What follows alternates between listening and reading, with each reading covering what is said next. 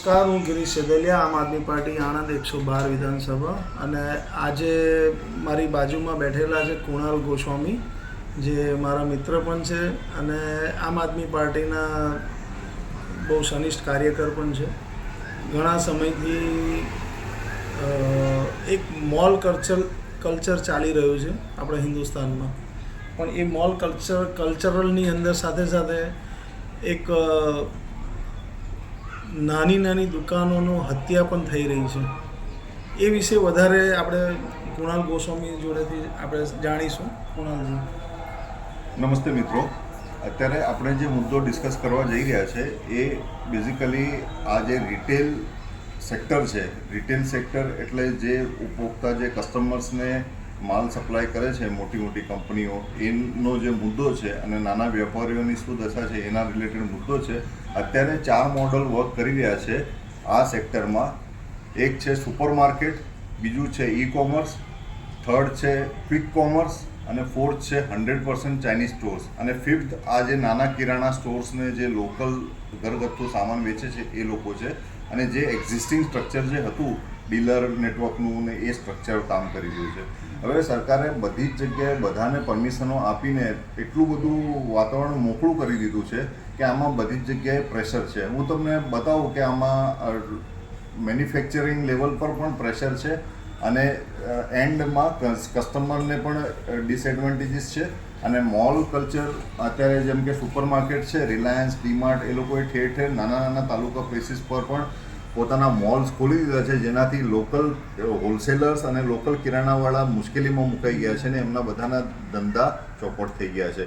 અને આમાં એ મોટા મોટા મોલ્સ રોજગાર આપવાના બહાને એવું કહે છે કે અમે મોટા રોજગાર આપીએ છીએ. એટલે તમે એક્ઝામ્પલ લઈ લો, ક્વિક કોમર્સનું બ્લિંકિટ કરીને છે, એરાઉન્ડ એ લોકો 90 જેટલા રાઇડર્સ લઈને તૂટી પડ્યા છે આણંદ જેવા નાના સિટી ઉપર.